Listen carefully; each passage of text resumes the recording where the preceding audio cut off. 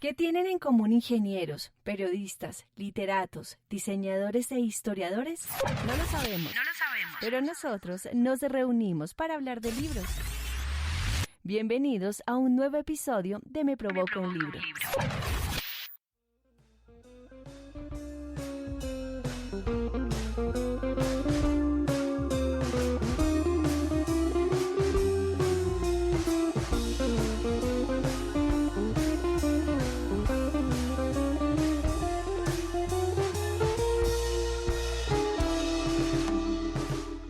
Niñas, niños, bienvenidos. Gracias. Hola, gracias. Hola. Hoy tenemos una nueva contratación en este equipo. Javier Contreras nos acompaña nuevamente, porque no había estado en ninguna grabación del podcast, pero sí había hecho parte de nuestro club de lectura desde hace mucho tiempo. Javier, bienvenidísimo. Hola, muchas gracias. He vuelto. Bueno, y al lado de tanto tiempo. Después de tanto tiempo, sí. Bueno, la idea es que uno coge el micrófono así pues, de frente para que se escuche bien. Soy nuevo en esto. Bueno, y junto a Javier entonces está Juliana, Cindy, Caro Contreras, Caro Lancheros, José Tinoco y Carol Contreras. Y yo, Alejandro Borraes. Bueno, ya vamos a discutir cómo nos fue con el libro, pero de un autor colombiano llamado Pedro Badrán, titulado Margarita entre los cerdos. Así que alisten sus Biblias primero. Ténganlas ahí listicas porque ya vamos a empezar a hablar de esta historia, pero antes, como siempre, como es tradición ya en Me Provoca un Libro, vamos a hablar de el contexto literario de esta obra y por supuesto vamos a arrancar con una breve síntesis de el cuento que le da nombre al libro, Margarita entre los cerdos. Entonces, Carol Lancheros, ¿nos quieres contar un poquito de qué trata esta historia? No quiero, pero lo voy a hacer. Muy bien, muchas gracias. Bueno, esta es la historia de Margarita, que es una muchacha veinteañera, jovencita, que desaparece o está perdida para su mamá. Y ella busca los servicios de un agente, un policía, un agente, alguien que la busca en Bogotá. La historia sucede en Bogotá. La encuentra y cuando la encuentra suceden cosas insospechadas porque él resulta involucrándose con ella y luego la historia da una vuelta. La mamá de la chica es una mujer muy recia que parece haber estado involucrada con la muerte del papá de la chica y bueno, no cuento más para que la gente se tiente, pero el caso es que es una búsqueda de una muchacha que resulta en una olla diciendo Margarita entre los cerdos, ¿cierto? Una olla en Colombia y en Bogotá es un lugar en donde se trafica droga, donde hay como todas las cosas más terribles de una sociedad, ¿no? Locuras y todo lo que muchos no nos imaginamos. Muy bien, entonces ahora sí, José, vamos con este contexto literario y por qué es interesante para nosotros y por qué se eligió Margarita entre los cerdos de Pedro Badrán. ¿Cómo es el cuento? Me provoca un libro. Digamos, porque es interesante, pues no, representa un género, ¿sí? Y digamos, no hay muchos escritores como, pues, que tengan como trayectoria en Colombia que pertenezcan a este género. Pues ahorita pues podríamos mencionar uno que otro, pero pues este es un autor interesante que crea a un inspector que es el inspector o el detective más, Ulises Lopera, que tendrá unas particularidades como dentro del género podría pensarse que tiene algo novedoso. ¿Cuál es el género? Este género remitiría a la novela policíaca o el cuento policíaco, sí. Que tiene un origen en el siglo XIX. Eso de pronto tendría como algún interés con las ciudades también, porque es un género especialmente urbano, y que va a estar vinculado con una sociedad y con un tipo de sociedad en la que el crimen empieza a ser como más este género. Inicia, digamos, en el siglo XIX, solo por mencionar rápidamente, con, digamos, como de los registros más antiguos que se tiene del género, sería Los crímenes de la calle Morgue, que eso es como ya un clásico de Edgar Allan Poe, con un inspector que él crea, que se llama Auguste Dupin, o Dupin o algo así,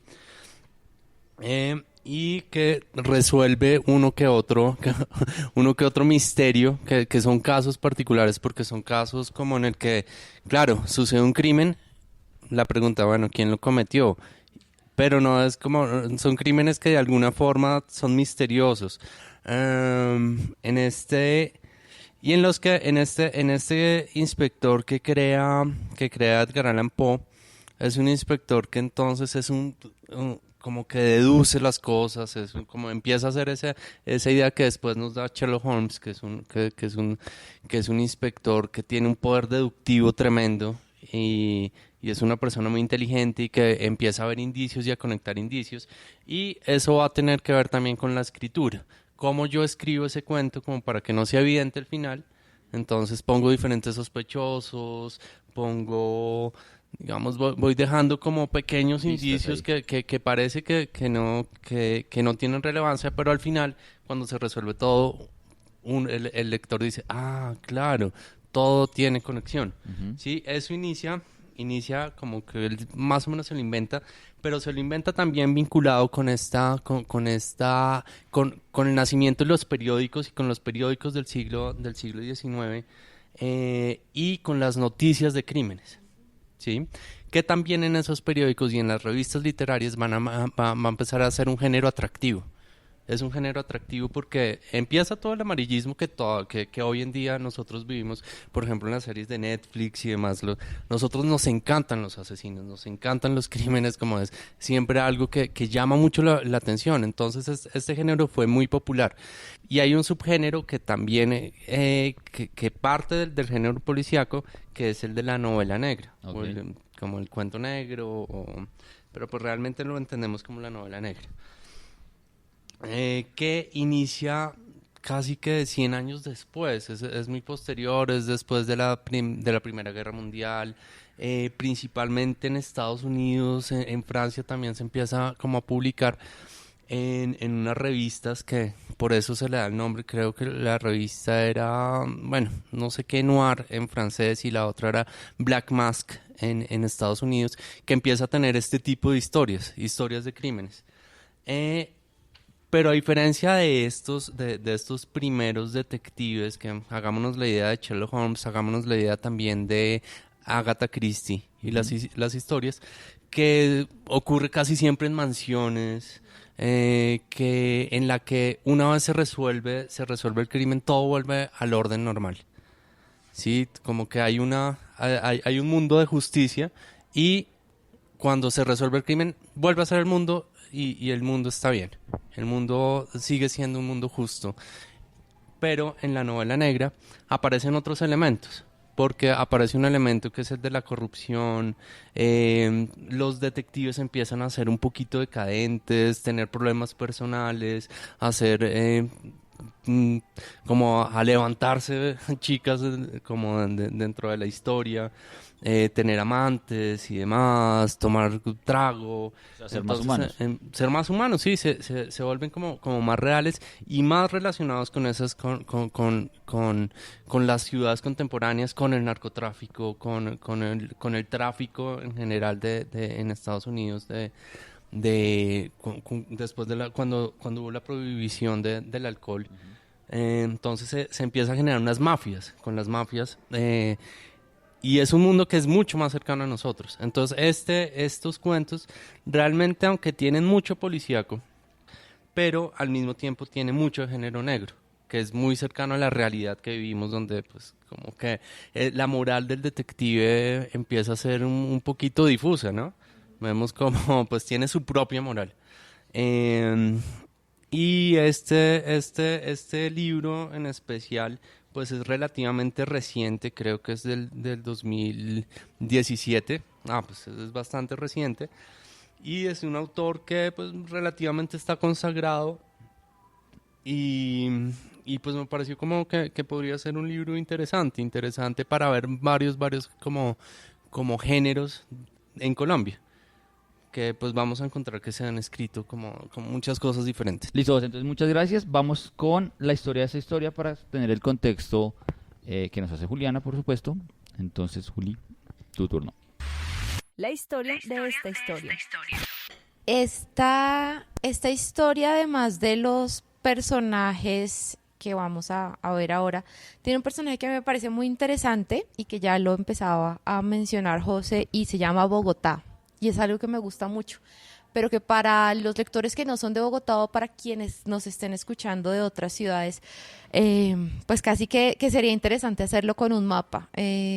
Los cuentos siempre hacen referencia a algún barrio, a algún sector, a alguna cosa muy específica de Bogotá, y es esa idea también de que creo que ya la veíamos en La soledad del dromedario, y es que los relatos son cada vez más de un país urbano porque cada vez nos identificamos más con eso. Digamos, la idea de que este es un país rural tiene sentido todavía en muchos aspectos, pero cada vez es más romántica, cada vez nos identificamos mucho más con lo urbano, con el cemento, con la contaminación, con las relaciones también que se establecen en lo urbano. Entonces, cuando vean referencias al 20 de julio, la Merced, el Parque La 93, el Virrey, la 85, el Eje Ambiental, Las Cruces, Santa Fe, que es el escenario del cuento que le da el título al libro, de Margarita entre los cerdos, son referencias también a una Bogotá muy, muy, muy de la vivencia de quienes estamos aquí en esta ciudad, o porque nacimos acá o porque llevan muchos años, y que